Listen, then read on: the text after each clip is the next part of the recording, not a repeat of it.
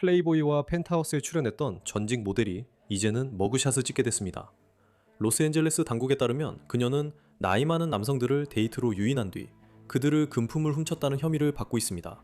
이것이 바로 고발 내용입니다. 몇 달간 남부 캘리포니아 주민들에게 그녀를 주의하라고 한 끝에 검찰은 이제 그녀가 혐의에 대한 책임을 져야 한다고 밝혔습니다. 로앤크리 선보이는 사이드바에 오신 걸 환영합니다. 저는 제시 웨버입니다.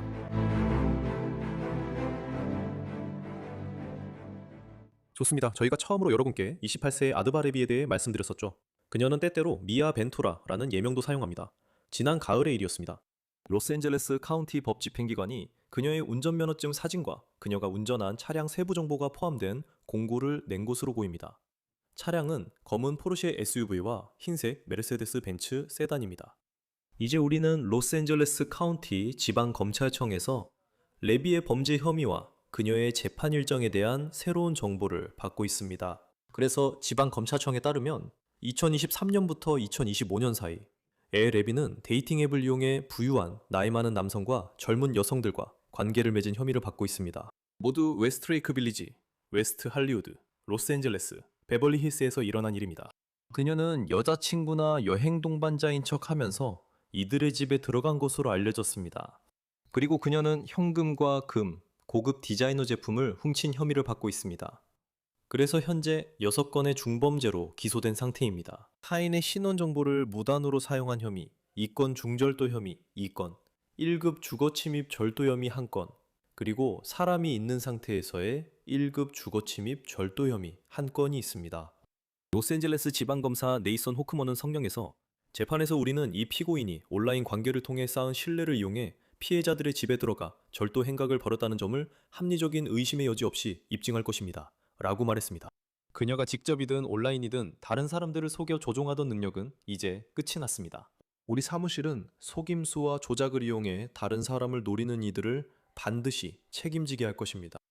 지방검사 사무실에 따르면 레비는 모든 혐의의 유죄 시 최대 11년 8개월의 교도소형을 받을 수 있습니다. 상황이 매우 중대하며 그녀는 무죄를 주장했습니다. 그녀는 4월 6일 벤나이스 법원에서 기소인부 절차를 받을 예정이며 현재 전자발찌를 착용한 채 구금 상태에서 풀려나 있습니다.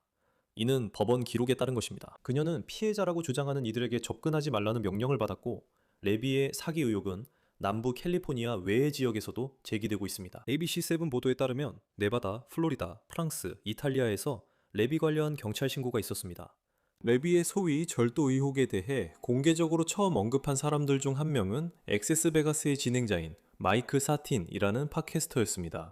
그는 로스앤젤레스 뉴스 매체인 KTLA에 레비가 자신의 쇼 에피소드에 게스트로 출연했다고 말했습니다. 그리고 그의 말에 따르면 어느 순간 레비가 대기실에 들어가 당시 여성 패널들의 지갑에서 신용카드와 현금을 훔쳤다고 합니다. 그녀는 이후 아무렇지 않게 패널로 돌아왔고 말 그대로 매우 침착했다고 합니다. ABC7에 따르면 그녀는 기본적으로 90분 동안 거기 앉아 있었고 모두의 신용카드와 현금을 지갑에서 훔쳤다고 합니다. 대기실에는 여성 게스트들만 있었고 그녀는 태연하게 앉아 선거 이야기를 했습니다. 모두의 물건이 든 그녀의 가방이 바로 그녀 뒤에 놓여 있었습니다. 피해 여성 중 한 명은 레비가 도난당한 아메리칸 익스프레스 카드로 여러 결제를 시도했다고 KTLA에 밝혔으며 베벌리 힐스 미용실에서의 비싼 헤어 시술도 포함됐다고 전했습니다. 피해자는 스스로 조사를 했고 레비가 미아 벤투라라는 이름으로 미용실 예약을 했다는 사실을 알아냈다고 말했습니다. 또 다른 피해 여성 앰버 카리스 베식은 지난해 12월 로스앤젤레스 타임즈와 인터뷰에서 레비와의 경험을 밝혔습니다. 그녀는 국제 란제리 및 수영복 모델입니다. 그녀는 타임즈에 레비가 친구가 되었고 모든 비용이 포함된 이비자 여행에 초대했다고 말했습니다. 그러나 앰버 카리스 베식은 호텔 도착 시 비용이 결제되지 않아 모든 비용 포함이 사실이 아니었다고 밝혔습니다. 그래서 그녀는 체크인하기 위해 $2,000가 넘는 돈을 직접 내야 했습니다. 레비가 도착했을 때 그녀는 택시기사에게 요금을 요구받으며 쫓기고 있었습니다. 레비는 바식에게 아메리칸 익스프레스 카드가 유럽에서 안 된다고 말해 바식이 택시 요금을 내야 했습니다. 이후 바셋은 그들이 밤새 나가 나이든 남자들을 유혹해 음식과 술값을 내게 했으며 레비가 남자들 신용카드 사진을 찍었다고도 주장합니다. 저는 이 여행이 콘텐츠 제작을 위한 여자들끼리의 여행이라 생각했지만 레비에겐 저를 이용해 다음 피해자를 끌어들이려는 목적이었습니다. 그녀가 원하는 건 부유한 나이 많은 남자들을 사냥하는 것뿐이었습니다. 이제 레비 본인도 자신을 둘러싼 일부 의혹에 대해 입장을 밝힌 것으로 보입니다. 데일리 메일이 그 특별 속보가 발표된 후 그녀에게 연락했는데 레비는 자신이 그들이 전화하기 전까지는 그 혐의에 대해 듣지 못했다고 말했습니다. 데일리 메일에 따르면 레비는 전화해서 힘있고 인맥 넓은 사람을 화나게 하면 문제가 될 수 있다. 그들은 정말로 당신을 망칠 수 있다고 말했다고 합니다. 하지만 데일리 메일이 사기 수법에 대해 더 묻자 레비는 전화를 끊었다고 합니다. 그녀에 대해 우리가 또 무엇을 알고 있을까요? 레비에 대해 또 무엇을 알고 있을까요? 그녀는 플레이보이 표지 모델로 등장했고 2023년 7월에는 펜트하우스 이달의 패수로 선정되었습니다. 2022년 클럽하우스 미디어 그룹의 보도자료에 따르면 레비가 허니드립에 합류한다고 발표했습니다. 허니드립은 온리팬스의 경쟁 플랫폼 같은 곳입니다. 그리고 그 보도자료에 따르면 레비는 이스라엘 출신입니다. 그녀는 이스라엘 방위군 IDF에서 2년 동안 복무했습니다. 복무를 마친 후에는 승무원으로 일했습니다. 클럽하우스 미디어 그룹에 따르면 코로나19로 전 세계 항공편이 중단되자 레비는 해고됐습니다. 보도자료에 따르면 그녀는 소셜미디어 팔로워를 늘리고 모델 활동에 집중하게 되었다고 합니다. 이 상황을 어떻게 봐야 할까요? 앞으로 어떤 전개를 예상할 수 있을까요? 필립 듀베이 전 LA 카운티 공공 변호사님과 함께 했습니다. 시간 내주셔서 감사합니다. 안녕하세요, 제시. 잘 지내시나요? 좋습니다. 이 혐의들에 대해 어떻게 생각하십니까? 만약 당신이 그녀를 변호한다면 어떤 혐의에 가장 집중하고 싶으신가요? 어떤 혐의가 가장 걱정되십니까? 이 모든 혐의를 한데 묶어 모두 아니면 아무것도 아니라 하시겠습니까? 법적으로 볼 때 가장 심각한 혐의는 몇 가지 이유로 1급 주거 침입 절도 혐의라고 생각합니다. 첫째로 이 혐의는 주교도소에서 최대 6년형까지 선고될 수 있고 그중 85%를 복역해야 합니다. 둘째로 그녀는 미국 시민이 아닙니다. 그리고 연방이민법에 따르면 이 혐의는 가중 중범죄로 간주될 수 있습니다. 다시 말해 폭력범죄로 여겨질 수 있습니다. 그리고 이로 인해 그녀는 추방 대상이 됩니다. 그래서 그녀는 텔아비브로 돌아가는 편도 배를 타게 될 겁니다.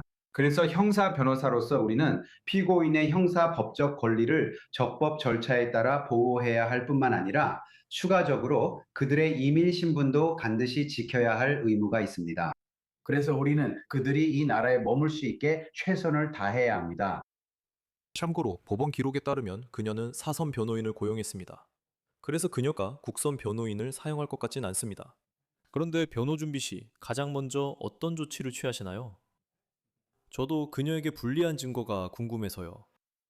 잠시 영상 때문인가요? 아니면 그녀가 소지했다고 주장된 물건 때문인가요? 예를 들어 신용카드 사용 내역을 추적해서 어디서 구매했는지, 어디서 사용했는지 알아낼 수 있다는 생각이었나요? 그러니까 지금 그들이 그녀에게 불리한 증거로 뭘 갖고 있다고 보세요? 우선 그녀는 매우 유능한 변호인을 두고 있습니다. 그녀는 제프리 루벤스타인이라는 변호사가 변호하고 있는데 그의 사무실은 네벌리 힐스에 있는 것으로 알고 있습니다. 루벤스타인 씨를 직접 만난 적은 없지만 그는 무료로 일하지 않습니다. 참고로 저는 이런 말을 사설 변호사들에게 항상 합니다. 고액의 금융이나 많은 돈이 관련된 우리가 흔히 말하는 서류상 범죄로 기소된 의뢰인을 변호할 때는 검사는 민사법인 소송을 제기해서 본질적으로 당신이 받은 변호사 비용을 몰수할 수 있습니다. 그 돈이 부정한 출처에서 나왔다는 것을 입증할 수 있다면 말이죠. 그래서 만약 그 돈을 그녀가 가져가서 변호사 비용으로 사용했다면 그녀의 변호사는 결국 무료로 일하게 될 수도 있습니다. 자, 그렇긴 하지만 만약 제가 그녀를 변호한다면 가장 먼저 공격할 부분은 주거 침입 절도 혐의일 것입니다. 유죄 판결을 내리기 위해서는 재판에 회부하기 위한 것이 아니라 왜냐하면 그건 상당한 이유, 기준이기 때문입니다. 그들은 그녀가 홀에 들어가기 전에 중범죄를 저지르거나 절도를 할 의도가 있었다는 것을 합리적인 의심의 여지 없이 입증해야 합니다. 맞아요. 그렇죠? 그러니까 다시 말해서 그녀가 집에서 놀다 우연히 이거 괜찮네 하고 가져갔다면 주거 침입 절도는 아닙니다. 나중에 생각나서 그런 건가요? 아닙니다. 당신이 들어가기 전에 그런 의도가 있었다는 걸 증명할 수 있다면 그리고 당신이 그냥 그녀의 친구인 론리 허츠를 만나고 싶어서 간척했다면 그런 경우에 해당합니다. 그럼 그게 그녀를 잡을 정황 증거가 될 수도 있겠네요. 하지만 그녀가 도착한 뒤에야 그런 생각이 들었다면 그들은 즐거운 시간을 보내고 있었던 거죠. 그리고 그녀가 주위를 둘러보다가 침대 옆 탁자에 놓여 있는 멋진 팔찌나 보석 아니면 뭉치로 든 현금을 보고 그것을 가져갔다면 그게 그녀가 무죄라는 뜻은 아니에요. 단지 그게 주거 침입 절도는 아니라는 뜻이죠. 그래서 필립, 다시 묻겠습니다. 어떤 증거가 있다고 보시나요? 어떻게 입증할 수 있죠? 여러 피해자나 사례가 있으면 정황이 더 강해지나요? 그런 방식으로 의도를 입증할 수 있나요? 그게 그녀가 무슨 일을 했는지 혹은 무슨 의도가 있었는지 밝히는 방법인가요? 왜냐하면 다시 말하지만 이 사건은 정말 흥미로운 사건이기 때문입니다. 여러 가지 다양한 측면이 있지만 혐의들이 겹치는 부분, 사건들이 겹치는 부분, 그리고 그 의도를 어떻게 입증하는지가 생각나죠. 그건 혐의에 따라 달라요. 예를 들어 불법 신용카드 사용이라고 하면 즉 신용카드를 불법적으로 사용하는 경우를 말하는 거죠. 만약 그녀가 구매할 때 가명을 사용했다면 즉 자신의 신원을 속였다면 그건 명백히 사기 의도가 있다는 정황 증거가 됩니다. 또는 그것은 개인 신원 정보를 무단으로 사용하는 것과 같습니다. 맞아요. 여기서는 그걸 44,484이라고 부릅니다. 그리고 그건 흔한 범죄인데 분실되었거나 도난당한 신용카드를 입수해서 저지르는 경우가 많죠. 그걸 자기 것처럼 사용해서 물건을 사려고 하죠. 하지만 거기에 가짜 이름으로 서명하거나 그 카드를 어떻게 얻었는지에 대해 거짓 설명을 하기도 합니다. 그건 속이려는 의도와 사기를 치려는 의도를 보여줍니다. 이제 가택 침입 절도에 관해서는 확실히 당신이 서로 아무런 연관도 없는 피해자들이 모여서 이 악녀가 나에게도 이런 짓을 했다고 말하고 있습니다. 그녀는 데이트를 하거나 만남을 원하는 척하면서 내 집에 들어옵니다. 하지만 사실은 제가 부엌에 가서 그녀에게 음료를 따라주거나 화장실에 잠깐 다녀오는 사이에 그녀는 서랍을 뒤지거나 옷장을 열어보고 제 서랍을 뒤지는 등 온갖 짓을 하고 있습니다. 그렇다면 분명 절도 의도가 있다는 정황입니다. 그런데 또 무엇을 증명할 수 있을까요? 정황상 그녀가 들어오기 전부터 그런 의도가 있었다고 주장할 수 있을 것 같습니다. 그녀에게 당한 사람들이 너무 많아서 이게 나중에 생긴 의도라고 말하기 어렵습니다. 그녀가 데일리 메일에 했다는 발언, 그러니까 누군가의 미움을 사서 자신이 억울하게 지목되고 있다고 말한 것에 대해 어떻게 생각하십니까? 그게 변호가 될 수 있을까요? 더 묻자 그녀는 전화를 끊었다는데 물론 권리는 있지만 잘 모르겠네요. 그게 증거로 제출될 수도 있을 것 같은데 혹시 그게 어떤 변호 전략에 대한 힌트를 주는 것 같습니까? 그녀가 얼마나 신뢰 있게 보이느냐에 달려있죠. 그녀가 증언대에 서서 봐요, 인정해요. 어쩌면 내가 사람들을 이용했을 수도 있어요. 첫 데이트 이후에는 그들이 마음에 들지 않았어요. 라고 말한다면요. 잘 되지 않았지만 그럼에도 불구하고 그들은 저에게 값비싼 선물을 쏟아 부었어요. 저를 극진히 대접했죠. 제가 관심 없고 두 번째 데이트를 원하지 않아서 속상해하는 패배자들일 뿐이에요.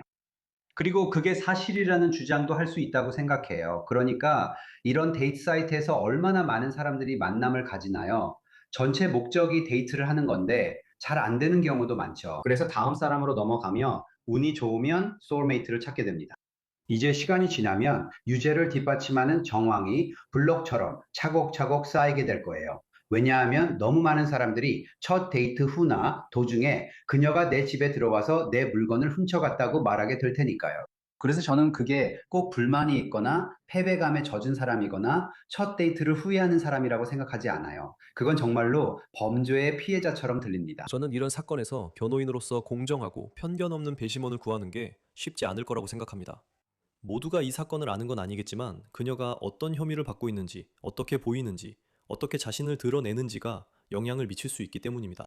그게 어려울 수도 있겠다는 생각이 들어요. 외적인 모습도 그렇고 이런 혐의들은 정말 힘들 수 있거든요. 공정하고 편견 없는 배심원을 찾는 게 정말 어렵겠죠? 배심원 선정에서 정말 중요한 건 예비 배심원단 중에서 아무도 최종적인 의견을 이미 갖고 있지 않다는 점이에요. 아무도 그들이 이 사건에 대해 읽었거나 들은 것이 있더라도 그녀에 대해 최종적인 판단이나 결론에 이르지 않았다면 공정하고 편견 없는 12명의 배심원을 찾을 수 있다고 생각합니다. 우리가 매일 트루 크라임 세계에 깊이 몸담고 있더라도 세상에는 그녀가 누구인지 전혀 모르는 채 그냥 자기 삶을 살아가는 사람들이 많이 있습니다. 그리고 솔직히 말해서 특히 LA 서쪽과 그녀가 재판을 받게 될 샌퍼낸도 밸리에는 유대인 사회와 이스라엘계 커뮤니티가 많아서 실제로 그녀에게 동정심을 가질 수도 있습니다. 그들을 꼭 깨어 있다거나 단지 이스라엘 출신이라는 이유로 사람들을 풀어주려는 성향이 있다고 말하려는 건 아닙니다. 저는 어느 정도 공감대가 형성될 수 있고 그들이 그녀에게 관용을 베풀거나 자신들과 같은 사람이 이런 일을 할 거라 생각하지 않을 수 있다고 봅니다. 배심원들에게 그녀의 잡지 화보를 받거나 온라인에서 본 적이 있는지 꼭 물어봐야 한다고 생각합니다. 제 말은 그녀가 그 서비스에 참여했다면 질문을 받게 되겠죠. 맞지 않나요? 물론이죠. 그러면 법원은 그들을 정당한 사유가 있어 배제할 수 있습니다. 왜냐하면 배심원 신문 절차에서 그들이 이미 확정적인 의견을 가지고 있다는 걸 알 수 있다면 예를 들어 그녀가 피해자라든지 악당이라든지 도둑이라든지 책략가라든지 사기꾼이라든지 하는 식으로요. 그렇다면 그들이 언론 보도를 바탕으로 이미 확정적인 의견을 형성했다면 판사는 그들을 정당한 사유가 있다고 보고 배제할 것입니다. 알겠습니다. 그런데 이 사건이 재판까지 갈 거라 생각하세요? 당신은 당사자도 아니고 증거도 모두 아는 건 아니잖아요. 하지만 이게 만약에 더 명백한 증거를 다루는 상황이라면, 만약에 그걸 보여줄 수 있다면, 그러니까 저도 그들이 가진 모든 걸 아는 건 아니지만요. 만약 그거 쉽게 보여주고 입증할 수 있다면 개인 신원정보 무단 사용 같은 경우입니다. 아니면 예를 들어 감시 카메라 영상이나 신용카드 영수증 같은 게 있다면 이런 경우에는 합의가 이루어질 수 있는 사건이라고 보시나요? 그리고 만약 합의가 된다면 그 합의는 어떤 모습일까요?